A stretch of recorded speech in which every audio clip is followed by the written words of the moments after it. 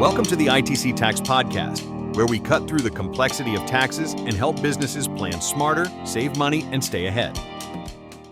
Today, you'll have myself, Stephen Shaw, COO of ITC Tax, and Mark Dzeda. He is the founder and CEO of ITC Tax. And today, we'll be focusing on starting points in regards to data centers and kind of a back and forth between myself and Mark Dzeda. Mark, you want to kind of introduce yourself? Sure. Mark Dzeda. I'm the founder and CEO of ITC Tax. I founded the firm back in 2003 to level the playing field for taxpayers and owners when working with jurisdictions to make sure they get treated fairly and equally with other businesses in the community. So, we've been working on this since, 2003. And ever since then, we've been adjusting to changes in the businesses, the environment, and I guess the important thing is we're seeing data centers have arrived. Yeah. A big cost item for companies and a big impact on the local taxing jurisdictions with regards to value. So something in our mind, very important to pay attention to. So Mark, for a company that's considering building a data center anywhere in the U.S., Texas, from a property tax or any kind of tax perspective, what should they be looking towards and considering when they're picking a site or a location? Well, there's several factors that come into play when a company or developer is looking at building a data center. But from a pure tax perspective, what's most important is you want to make sure you receive and are granted the incentives that are available to you. Mm-hmm. And I think to obtain incentives, you have to start early in the process, almost before the project is announced. Yeah. Or certainly once it is announced or found out by the, say the local press, the newspapers and the like, that you make sure that this site is competitively cited along, with other states. Because in order to receive credits and incentives, you have to make sure that this is an incentive versus a reward. Once you've decided that you're going to build in a location or a particular state, it becomes a reward. It's no longer an incentive. And then basically you're grasping at straws or crumbs when it comes to incentives, because a lot of the more lucrative ones are actually outlawed or won't be granted should you wait too long in the process. So the key here is start early, make sure you sign as many agreements as you can, even use names that maybe do not give the company's owner out, and make sure you negotiate as much. Make sure that everybody knows that, this is a competitively cited project, that you have other options available to you. Why is that important to express that the site selection is competitive? Well, in a company's mind? It's very important because there are a lot of groups, whether they're, no matter what their politics are, there are a lot of groups and a lot of laws that are actually looking to not grant incentives. They take the position that they would have come anyhow. Why are we offering them an incentive if they would come here anyhow? So it's very important that you move early before you announce the site, and then make sure you have other options, and not in other cities in the same state, but in other states or other countries for that matter. So you have to make this competitive. You have to make them want to grant you these incentives. And, if not this, but for this, you would build the plant or build the data center there. Right.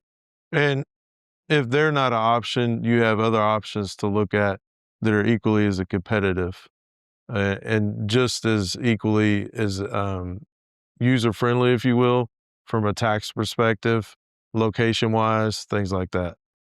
And just having those different options to bring to the table allows you to be more of an enticing opportunity for the taxing jurisdictions to bring you into their market and entice you in that sense of, whatever abatements or incentives are out there for them. Yes. Yeah, you want to, like I said, let them know. And also, data centers don't generally create a lot of jobs. Mm-hmm. And at one time, jobs were super important. But now people are looking for the investment in a data center as well as the jobs during construction.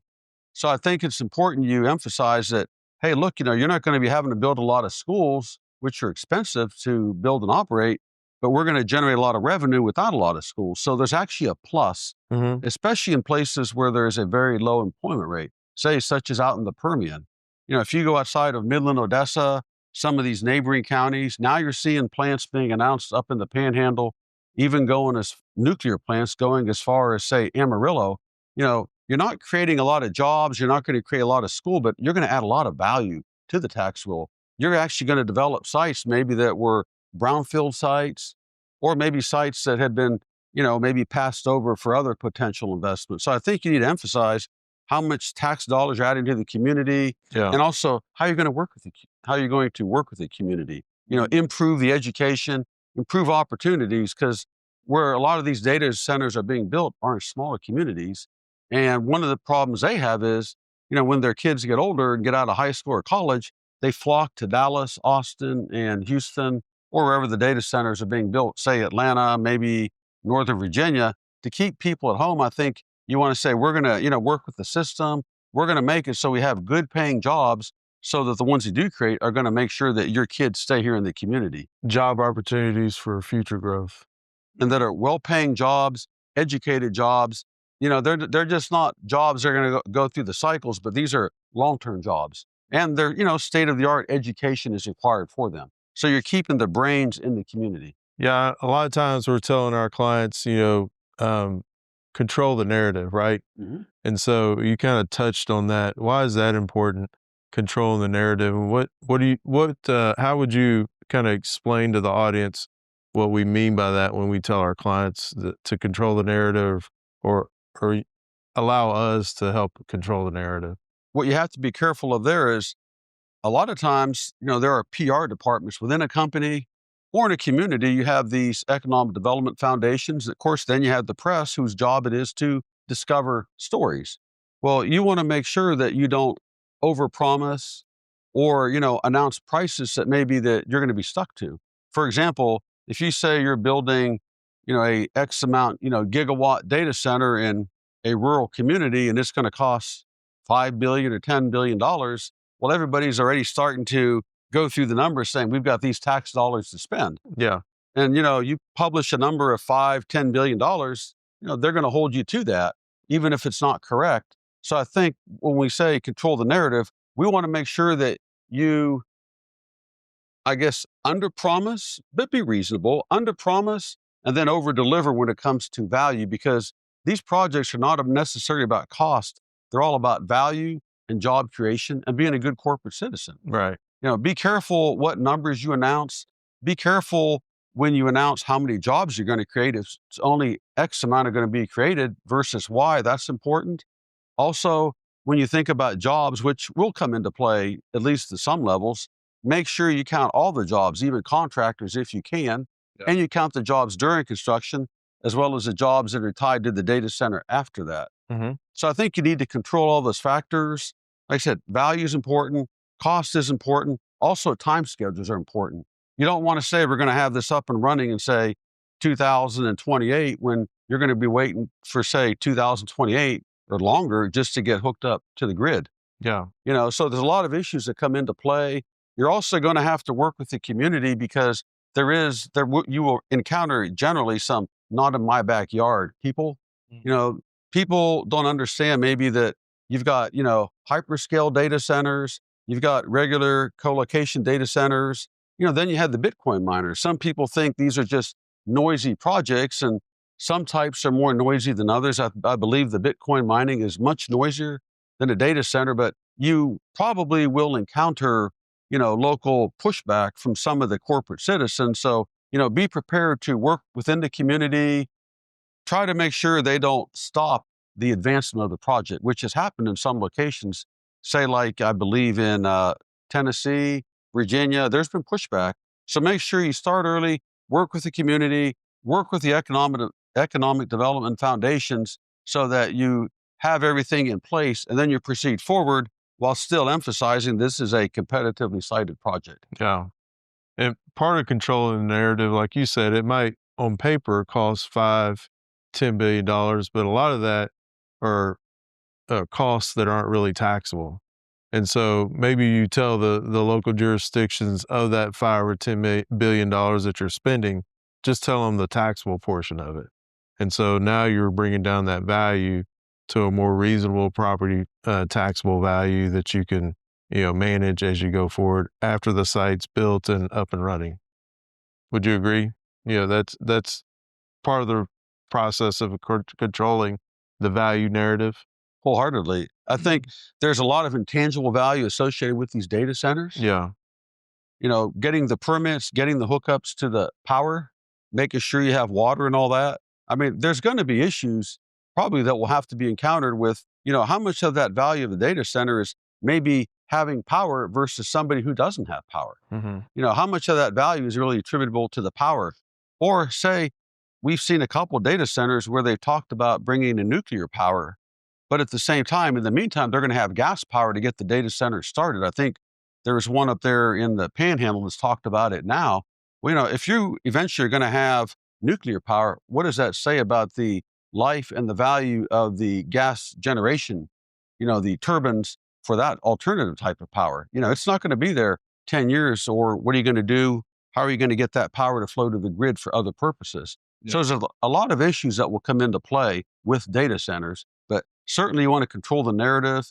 You want to, like I said, come in low and deliver much more than promise. Yeah, we kind of touched on all of it, but didn't really preface it in a way of how executives might overlook certain aspects of when they, are looking at site selections from a property tax perspective. So keeping all this in mind when you're doing those site selections, make sure you're not just focused on the big picture and looking at all the, the intertwined taxes that could impact your bottom line at the end of the day, once you're up and running and so forth. Yeah, there are a lot, and like I said, there are a lot of incentives and there are a lot of credits, both for incentives on the front end, credits, but then you're also going to have, sales and use tax has a lot of credits and exemptions. You want to make sure you have all the projects and contracts set up to maximize all the credits and exemptions. And then once the plan is built and operating, you're going to have property tax in perpetuity until that plan is no longer on the ground and operating. So you want to make sure that you set it up right, you obtain all the exemptions and incentives, but also think not just short term, but long term and the repercussions that could have as far as releasing too much information or shooting too high on investment and in jobs that maybe you will never achieve, but it sounds good, but you'll be paying on that for probably 10 years based on some of the length of the tax abatement agreement. Yeah. And with this discussion, we're kind of focused on data centers because it's the hot item right now. And it's a very large ticket item, if you will. But really, this applies to any type of industry, business that you're bringing to a particular location.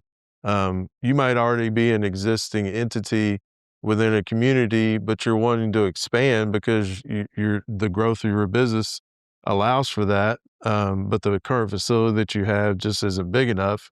You do have the land, so you could expand there, or you look other places.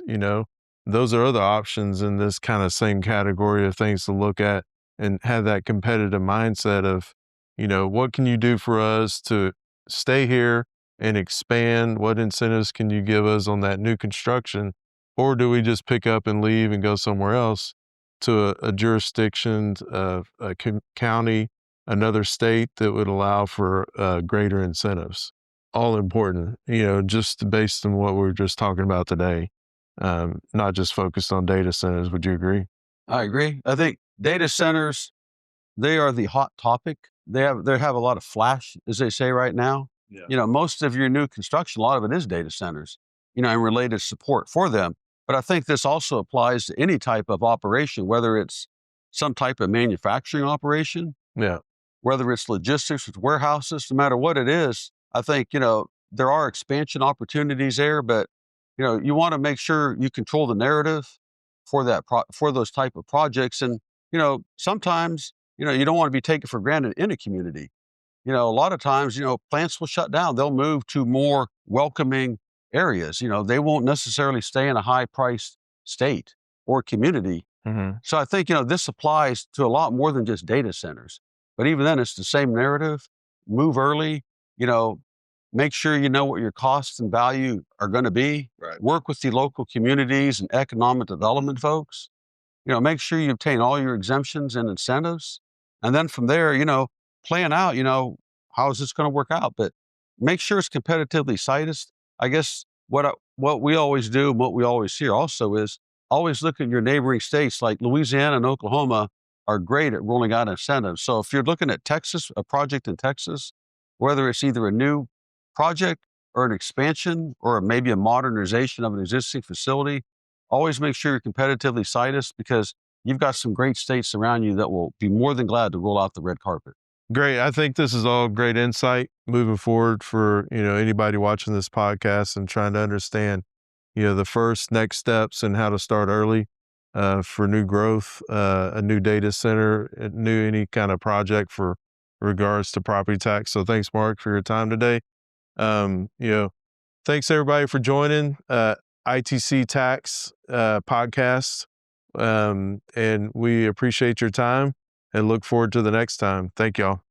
Thank you so much. Bye. Appreciate it.